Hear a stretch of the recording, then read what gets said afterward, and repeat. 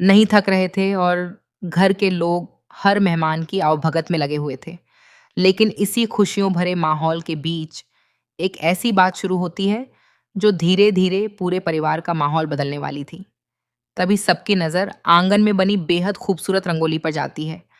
रंगोली इतनी शानदार थी कि हर कोई उसकी तारीफ करने लगा। तभी किसी ने मुस्कुराते हुए पूछा, "अरे, ये रंगोली आखिर बनाई किसने है?" कुछ पल के लिए वहां खामोशी छा जाती है। तभी सामने से आवाज आती है, "ये रंगोली मैंने बनाई है, लेकिन इसमें मेरी मदद ध्रुव चावला और डीसी ने भी की है।" यह सुनते ही कुछ लोग हैरान रह जाते हैं, जबकि कुछ के चेहरे पर मुस्कान आ जाती है।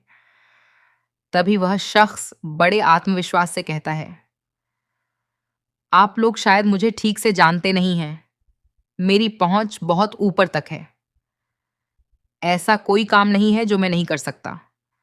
फर्क सिर्फ इतना है कि मैंने कभी अपनी काबिलियत का घमंड नहीं किया।"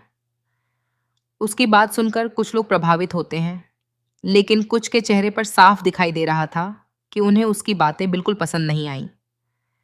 तभी किसी ने मुस्कुराते हुए पूछा, "तो बताइए, अपना ही बनाया हुआ रिकॉर्ड देखकर कैसा लग रहा है?"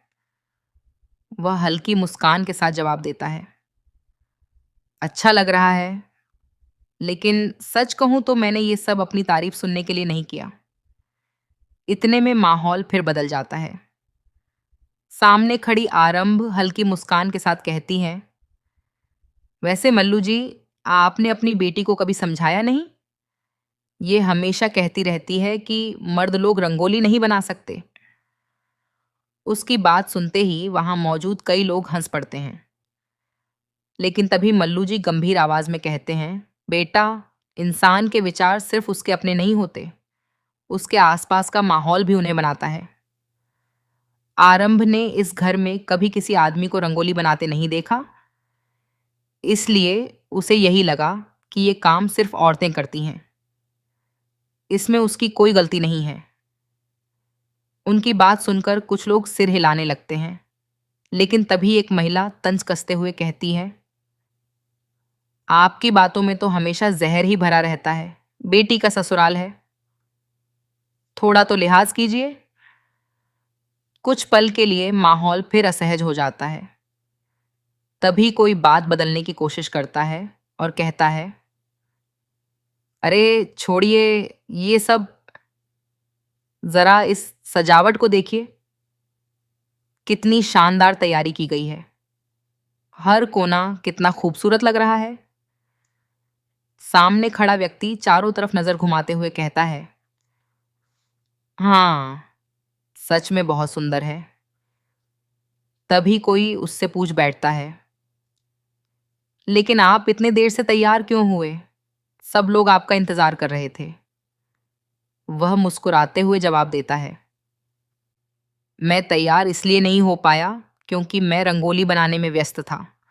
उसका जवाब सुनकर कुछ लोग उसकी तारीफ करने लगते हैं, लेकिन तभी बल्लू जी हंसते हुए कहते हैं, "बेटा, हमने भी जिंदगी में बहुत शादियां देखी हैं। हमें अच्छी तरह पता है कि कुंवारे लड़के किसी और की शादी में इतनी मेहनत क्यों करते हैं।" सबकी नजरें उनकी तरफ मुड़ जाती हैं। वह मुस्कुराते हुए कहते हैं, "क्योंकि उन्हें उम्मीद होती है कि शायद इसी शादी में उनकी अपनी जीवन संगिनी मिल जाए।" उनकी बात सुनते ही पूरे माहौल में ठहाके गूंज उठते हैं। सामने खड़ा लड़का भी मुस्कुरा देता है। तभी कोई मजाक में कहता है, "वाह बल्लू जी, इस बार तो आपने बिल्कुल सही जवाब दिया।" लेकिन तभी माहौल फिर अचानक बदल जाता है। सामने खड़ा व्यक्ति गंभीर होकर कहता है, "अब समझ आया कि आरंभ में जितनी भी समझदारी है वो आखिर आई कहां से?" उसकी बात सुनते ही सब चौंक जाते हैं। वह बिना रुके आगे कहता है, "लेकिन उसी समझदारी का इस्तेमाल करते हुए मैं तुम्हें एक सलाह देना चाहता हूं। ज्यादा उम्मीद मत पालो, क्योंकि इस परिवार में अब तुम्हारे लायक कुछ भी अच्छा नहीं बचा है।" उसकी ये बात सुनते ही पूरे घर में सन्नाटा छा जाता है। कुछ लोग गुस्से में उसकी तरफ देखने लगते हैं, जबकि कुछ समझ ही नहीं पाते कि आखिर उसने ऐसा क्यों कहा।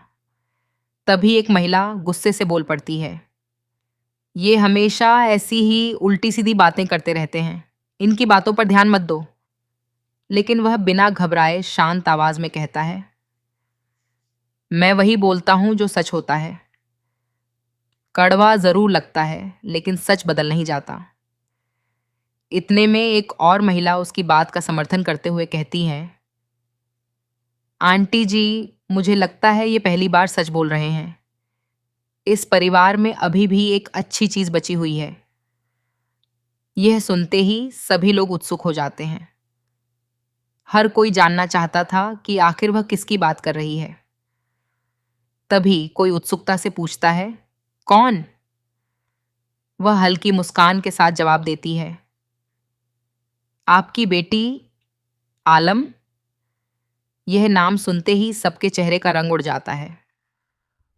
तभी कोई जल्दी से कहता है, लेकिन आलम तो शादीशुदा है, उसकी शादी हो चुकी है।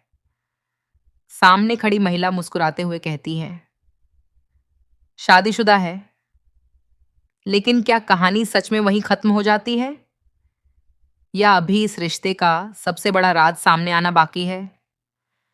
यहीं से कहानी एक ऐसे मोड़ पर पहुंचती है जहां हर रिश्ता, हर भरोसा और हर सच सवालों के घेरे में आने वाला है।